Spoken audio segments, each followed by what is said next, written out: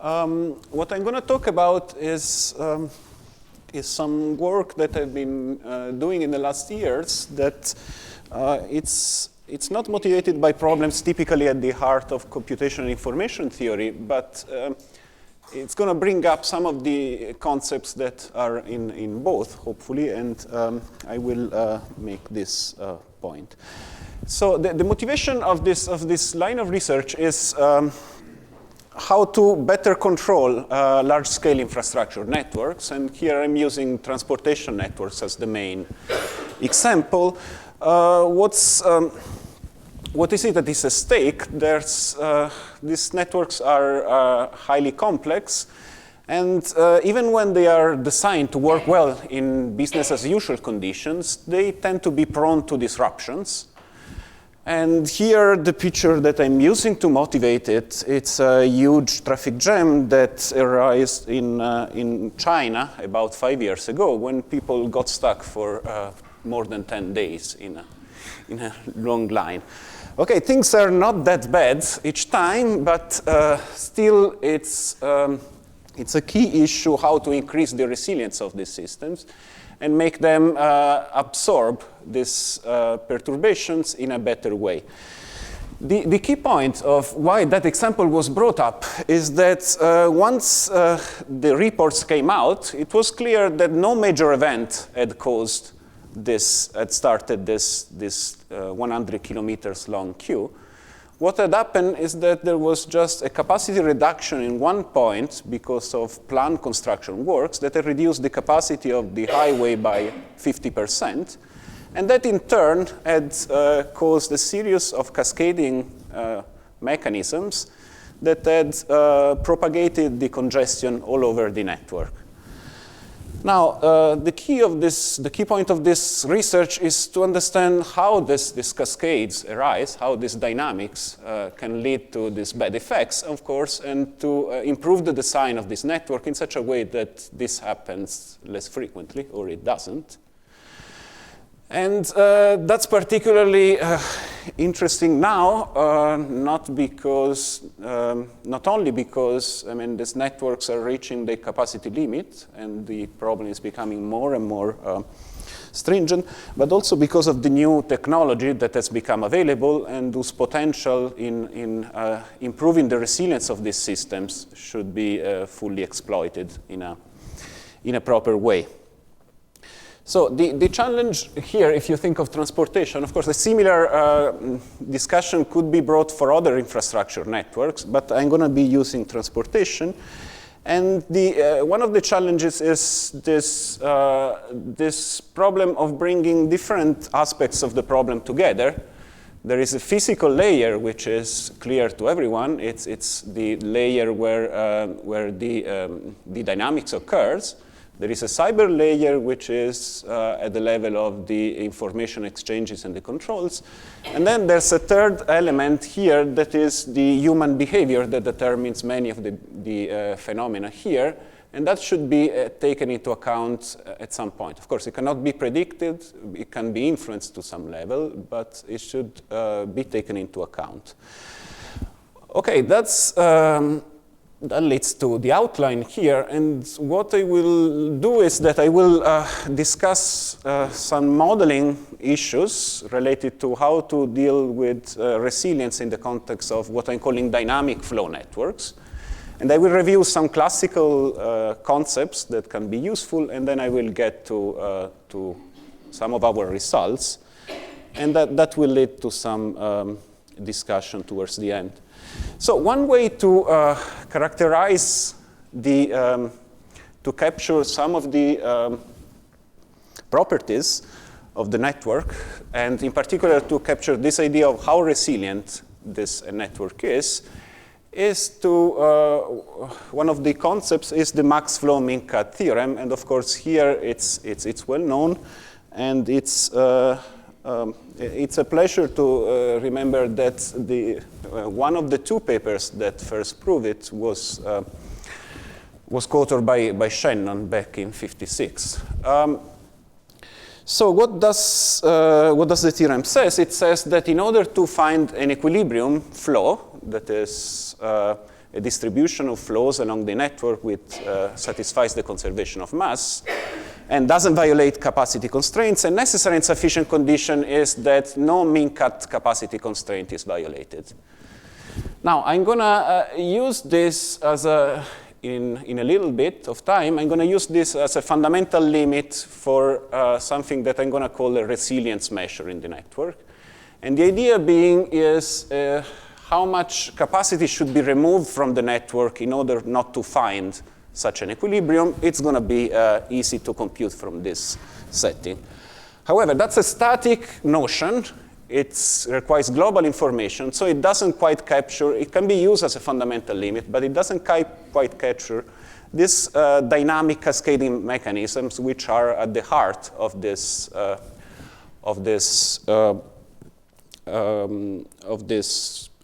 fragility in transportation networks, for instance.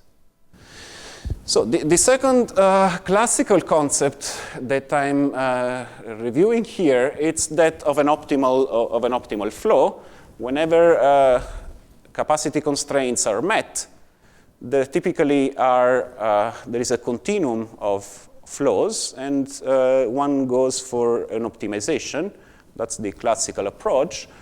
And in a typical in a classical setting, this is cast as a convex optimization problem, and that leads to this efficient distributed solution. And again, that's classical. Gallagher was one of the first proposers of a distributed computation algorithms for an optimal cost in the context of information networks. But it's again a concept which is both static, because it doesn't take into account the dynamics, and it's a centralized notion of optimum. When you look at transportation networks, the other notion of equilibrium is a decentralized equilibrium in the sense that it's from the user perspective.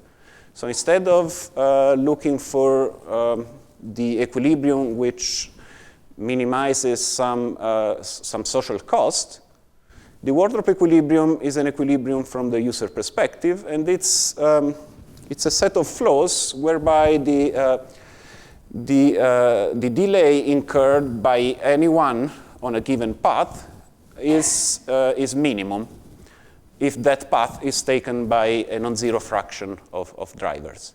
So it's a Nash equilibrium, if you think, for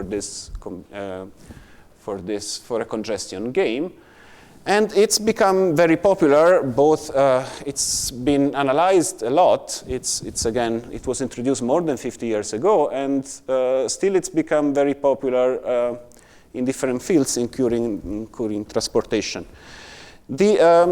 What's been emphasized a lot, it's that this difference between user and centralized optimal.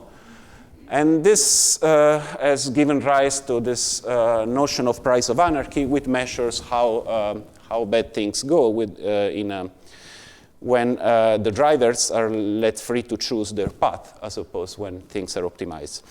Okay, something that is also important, again, this is still a static notion, so I'm going to go beyond that in a couple of slides. But one thing that is important is that in spite of being there's this price of anarchy, it's known that you can, if you are able to introduce tolls, then you can align this user optimum to any desired flow, including the social optimum. So there exists a way to control the flow through tolls in such a way that, at least in this static setting, the optimum is achieved. Okay, so far, and that's my last review slide in this level, it's so far I've been talking about just static flows, but what I mean by dynamics, it's what's going to happen when you let the system evolve. And I'm looking at the dynamics of the traffic itself in this context. And so what I'm going to be, what this fundamental, the most fundamental model here is It's called the Lighthill-Whitham-Richards traffic flow model. And it says that at least if you are on a stretch of a highway, if you have a variable that is the density of traffic in a certain point at a certain time, then the conservation of mass says that the time derivative of this density, it's equal to the inflow minus the outflow. And this flow function here, which is this phi, it has this shape in traffic theory that says that basically the flow is proportional to density times velocity. So that says that the velocity is constant when there is no congestion, when there's few cars, but then congestion kicks in, and that reduces the velocity. And at some point, the velocity reduces so much that actually the flow goes down until in a situation where the road is fully packed, there is no flow at all. So that's one of the PD that is used as a most fundamental model. This plot here, it's called the fundamental diagram in traffic flows. And it's when you move from a PD to a discrete space setting, there's several discretizations have been proposed, but the most standard is this, where we interpret the increasing part and the decreasing part of the fundamental diagram as a demand and a supply function. Demand is how much flow wants to go down through the link. Supply is how much space there is to accommodate from flow from upstream. And if we write down if we discretize space, so if you think of links, as I will, as pieces of this, of pieces of road, or roads themselves, then we get with the dynamics where the density on a link evolves as the inflow minus the outflow, and the inflow is upper bounded by the supply, and the outflow is lower bounded by the demand. So that the flow, it's the minimum between the supply and demand. Now, this can be exported to a network, and that's the sort of dynamics that we are going to look at. So we're going to look at a network where every link is a cell. It's called in transportation terms. It's a piece of road.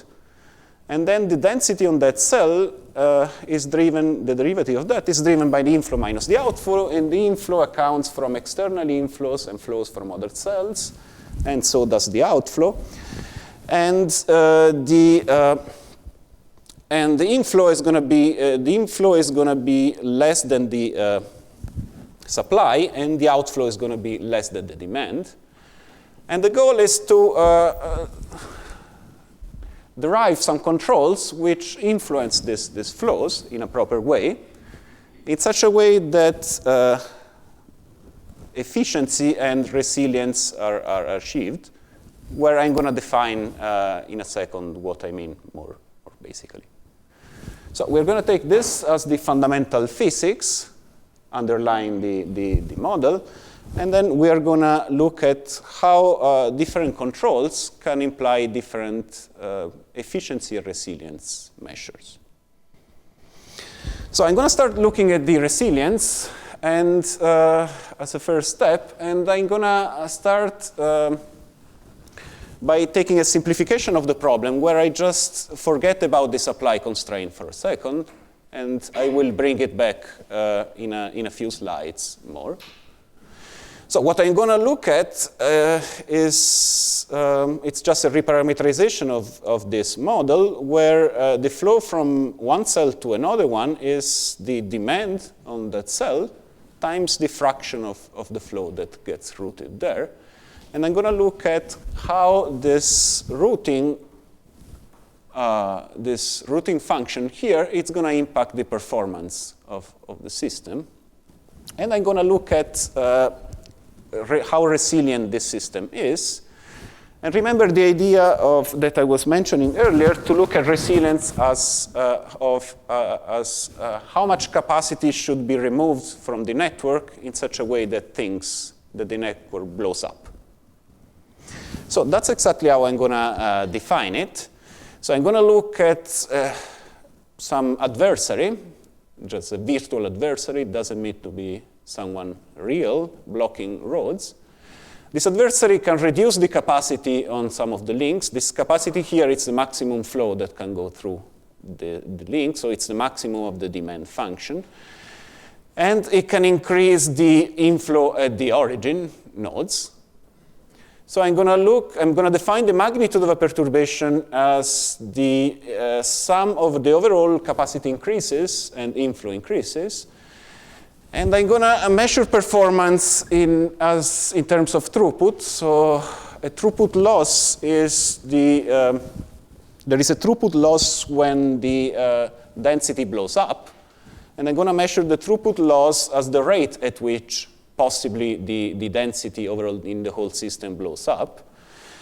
And what I'm going to look at is, starting from an equilibrium, what is the minimum, the smallest perturbation with that magnitude that makes me lose throughput for a given routing policy? And what is the best routing policy that does this job? And I'm going to define this, this minimum magnitude of a perturbation that causes a throughput loss. I'm going to define it as the margin of resilience. And I'm going to look for the best routing that does the job. And as I mentioned, the max flow mean cut can be used. It's not hard to see that the max flow mean cut can be used to find a fundamental limit. If that is violated, then there is no routing that is going to guarantee no throughput loss. So thought in other terms, if I take away as an adversary enough capacity from the network, where enough capacity is the minimum residual capacity over all possible cuts, then there is no routing that can avoid a throughput loss. And the question is, can I achieve this, this fundamental limit if for a given routing? If I use a fixed routing, that means if I just assume that those fractions are ij, if they are constants, then it's very easy to show that I'm doing very poorly in terms of resilience. The idea being is that if a perturbation hits one of the links, and if this perturbation reduces the capacity to something which is less than residual capacity on that link, where Fi star is the flow before the perturbation, then there is no way for the network to absorb this perturbation, and the density will blow up in this link, and of course that sets up an upper bound on the margin of resilience. So a static routing, it's not going to do the job. And what we have been looking at first, it's what kind of performance can be achieved if you have a routing policy that it's responsive, but it's responsive using local information only. Why this local information? Here by local information, I mean that what happens at a certain junction, at a certain node, depends just on what's immediately around it, but not on global information from the rest of the network.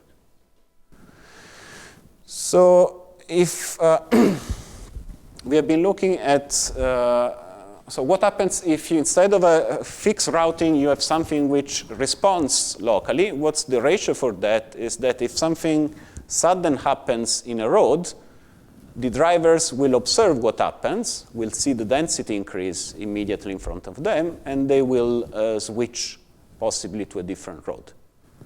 That's sort of the motivation. And what happens here is that if you have, the first result is that if you take any such a policy, which this local dependence only, then the margin of resilience, which is again the minimum capacity loss that in the worst case leads to a throughput loss, that's upper bounded by this mid-node residual capacity. So if you start from an equilibrium and you look at the weakest node, and for every node, weakest I mean, but for every node you look at how much flow is the node taking in equilibrium and how much capacity all the outgoing links from it have. If you take the difference between these two and you look at the weakest node, then this mid-node residual capacity is an upper bound on the margin of resilience. And the interesting part is that for a very large and reasonable set of this local responding function, this local routing policies, this bound is achieved. It's actually tight. So what happens is that for any policy which has local dependence only, the margin of resilience cannot be better than this min-node residual capacity. And this bound is actually achieved. That's our first result. It's actually achieved by a large set of these routing policies which have some which are characterized by some minimal requirements. And those requirements are quite intuitive. The first one says that if there is a surge of density, so if there is a higher congestion on one link, then other links become more appealing because that link becomes less appealing. And the second one says that if the congestion on one link blows up, then that link should not be chosen in the limit. So what the result says is that for this robust characterization of routing policies, that includes basically anything that is reasonable in this context, both assumptions are quite easy to justify, then the margin of resilience is this min-node residual capacity. And this min-node residual capacity, it's something that it's typically less than the min-cut capacity. The idea being that it captures what the residual capacity is on a part of the network in the weakest point, as opposed to the minimum cut capacity here. So in typical networks, there is a gap between this mid-node residual capacity and the min-cut residual capacity. And what this result says is that this gap, it's somehow suggested by the constraints that I just imposed on the routing. The fact that it depends only locally on the information, on the local information. So this gap can be arbitrarily large, and this mid-node residual capacity, it's a useful enough function in the sense that it's not, it's quasi-convex. So it can be used for optimization purposes in a quite efficient way. So now, what's the intuition behind this result is that you have only local dependence on the congestion. So if something hits the network in a certain link, then what you can do is that the flow can be rerouted only to other links in this. And because of the assumption, this propagation of the shock, the propagation of the perturbation can occur only downstream. And somehow these policies have this good property that they are able to spread this perturbation in a way that is subadditive. So things don't blow up because they spread this perturbation. They find the best way to spread it within the constraints that I mentioned. Now, this first result, it comes out in the setting that I discussed, and it comes out by, as I said, ignoring this supply constraint. And that's the reason why this propagation here, that happens only downstream. So in a sense, this supply constraint, so this blue curve that I've been ignoring, It's what is responsible for upstream propagation of perturbations. And I'm bringing it back in this extreme setting, where I look at, for this second result, for this second set of results, where I look at the model where it's a very extreme model of propagation of shocks. What this model says is that there is a supply function which has this very steep shape. And basically what happens is that when the density on a link hits a certain maximum buffer capacity, the link goes down. So it cannot either receive or nor send any flow out of it. So if we look at the same question, what is the maximum, what is the resilience of this, then we have a set of results. But let me show you by an example what kind of dynamical phenomenon this captures. So let's say this is the network, and those numbers are the capacity. And let's say that we start with an equilibrium, which is the number on the left of the capacity. That's the flow before the perturbation. And now we hit the network with a certain perturbation. So with the network with a certain perturbation in this link here, and that perturbation, it's reducing the capacity of the link from 1.5 to 0.9. So since the flow on that link is larger, and since there is no way that it can be avoided because of the local information constraints, what happens is that that link sooner or later will go down. Now, when this link goes down, this link before it's bound to go down as well. And this makes it the shock propagate upstream. And now what happens is that when this link is down, the routing at this link is still able to reroute flow down here. And that's going to happen. So this link will see an increase of density, an increase of flow over it. And that will propagate downstream, and then eventually it will get to some bottleneck and bounce in both sides. Of course, the numbers have been chosen in this case to show this until leading to the complete collapse of the network. So what this model captures is, as opposed to the previous one, is that shocks can propagate in both ways, both upstream and downstream. And this upstream, it's due to this supply constraint that I'm bringing it back. And you should note that these consecutive failures are not necessarily adjacent. So when the first link, the link that goes down here, it's not the neighbor of the previous one that goes down, that has gone down. That's a typical feature of these cascading failures in infrastructure networks, as opposed to other cascading mechanisms in other kind of networks that propagate more locally through other sort of models. So we have a result of a similar flavor in this setting. We can compute what is the optimal margin of resilience, at least for acyclic networks. And in this case, the computation, it's more involved. The formula, it's not as simple as before. It's the result of a dynamic programming done on the graph, on an ordering of the graph because of the acyclicity of it.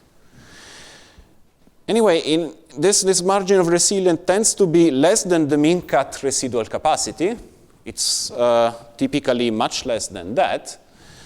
And as compared to the previous one, it can be larger than that because, in a sense, besides propagating damage, this disruption, they also propagate implicitly information, and that can result in an increase of this margin of resilience. So now the last 2 points that I wanted to raise is to understand what kind of what is behind these results. And the question that I'm asking is, what is it that causes this loss of capacity with respect? What is it that causes this loss of capacity with respect to the to the fundamental limit given by the mean cut max flow result.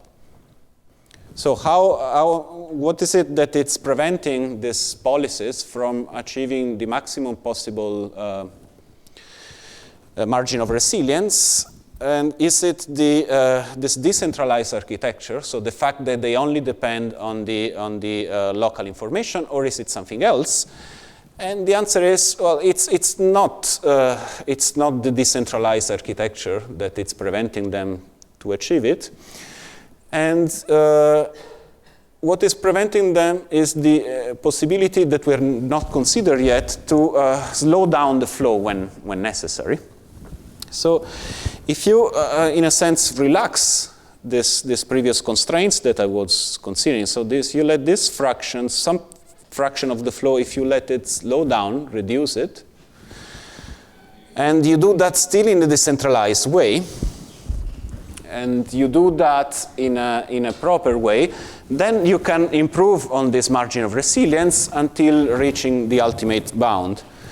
Now, there's again a characterization of what optimal flow control and routing policies can be. That is in terms of similar constraints as the ones I discussed before. It's just a slightly longer list of this assumption. Here you find one example. But the result is that if you impose this sort of combined routing and flow control, which intuitively it slows down flow whenever there is congestion downstream in order to reduce it. So if you do that, then the sort of dynamics changes with respect to before. And what changes is that if you have a perturbation on this link, imagine this link goes down, then with the first set of policies, the whole flow that was going through it had to be rerouted here. Now what happens is that you can slow down the flow here, and that of course induces both an increased congestion upstream and an increased congestion on this other link now. And now you let this system evolve, and somehow you're able to properly spread it throughout the network. So what the result is that with this set of combined decentralized, using local information only, routing and flow control mechanisms, you can achieve the best that you can hope for. So you can make your margin of resilience be equal to the mean cut residual capacity. So you can achieve this fundamental limit.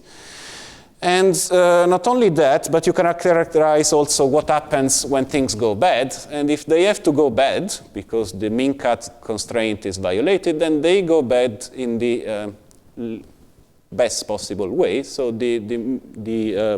if there is a throughput loss, that's as minimum as possible.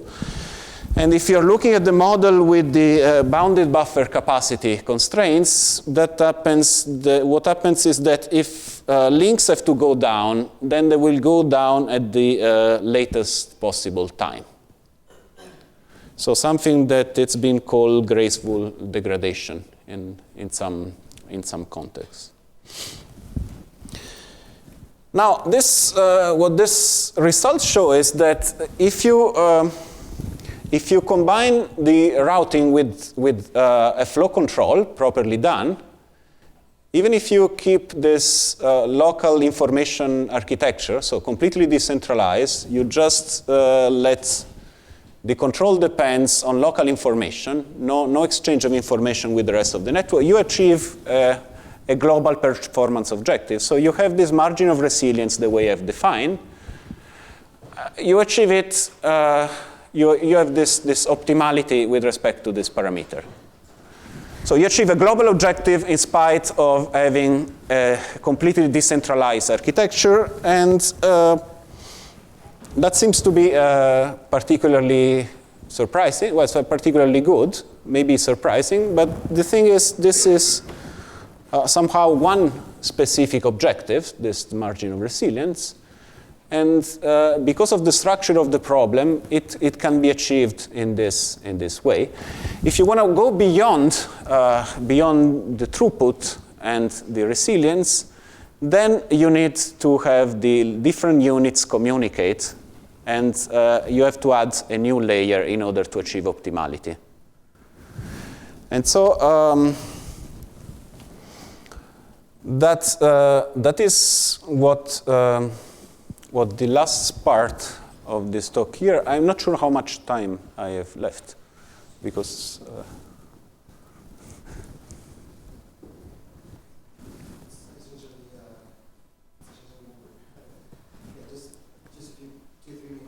all right, then I'll speed it up.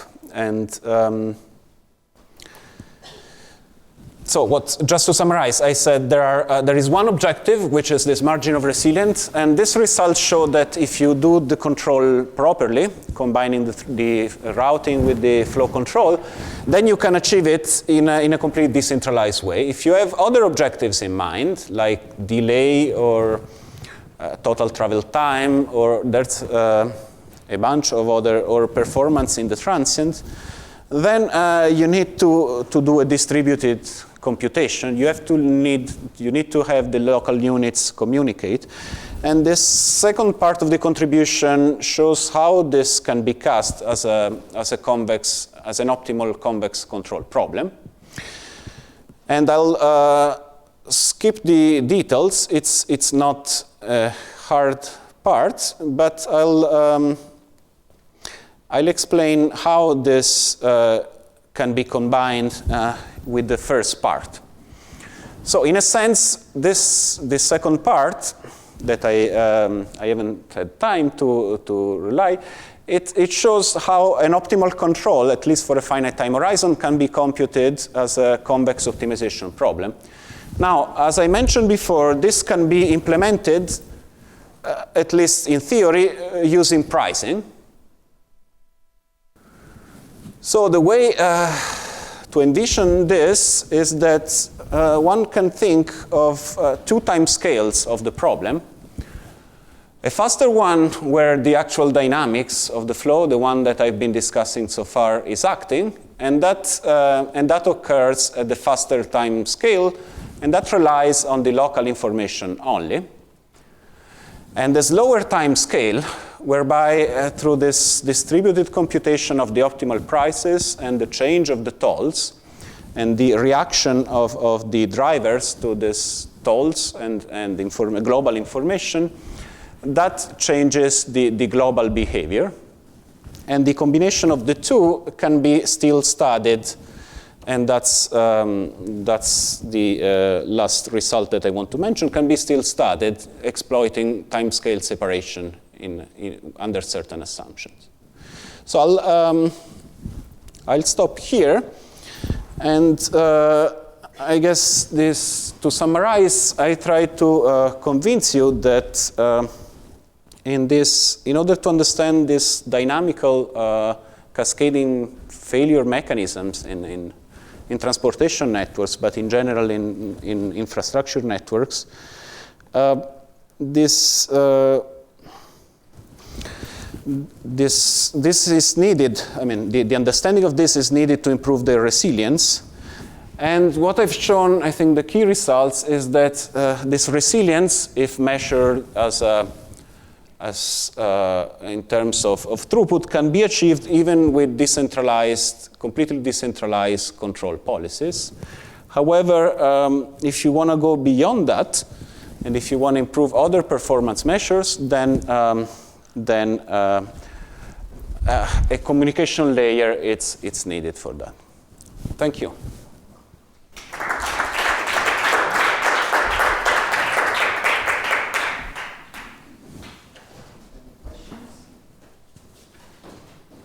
Yes. Very nice talk. I learned a lot. A whole bunch of questions, maybe even if you could just say a little bit about, how sensitive are these results to the choice of the physics model? Like if there are other physics models, for example, TCP/IP or other networks, biological networks, or things like that, would similar results hold? Secondly, how about the dynamics of the failures themselves? Like you had this, maybe I misunderstood, where it looked like even the process of transitioning towards failure Yeah. Okay. It's yes. I'll. And I mean, on cycles change anything?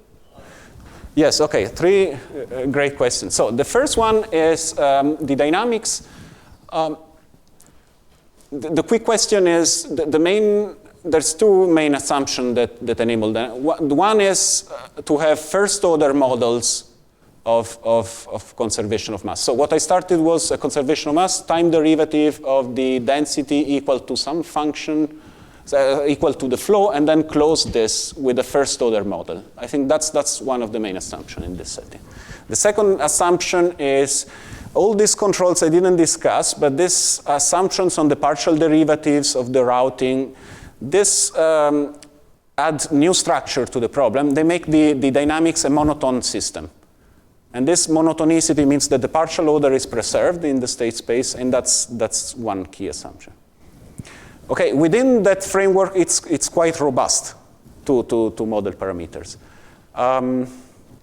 Sorry, what was the cascade dynamics? We touched upon one model, which seemed to us the most tractable, this idea that when you hit that buffer capacity, the link goes down irreversibly. Of course, that's quite specific, and it was in the interest to get to something relatively computable. But other models are more than welcome. So that choice was to have something relatively tractable. And what was your last? The cycles, sorry, I didn't. The first part, so the first results were the ones where you could not achieve the max flow mean cut capacity. Those were without cycles, and that's because of the kind of proof, although it seems to us they work. But the stronger one, this from here on, everything allows for cycles. So this somehow the stronger ones are easier to prove with cycles for some reason. Okay, sure.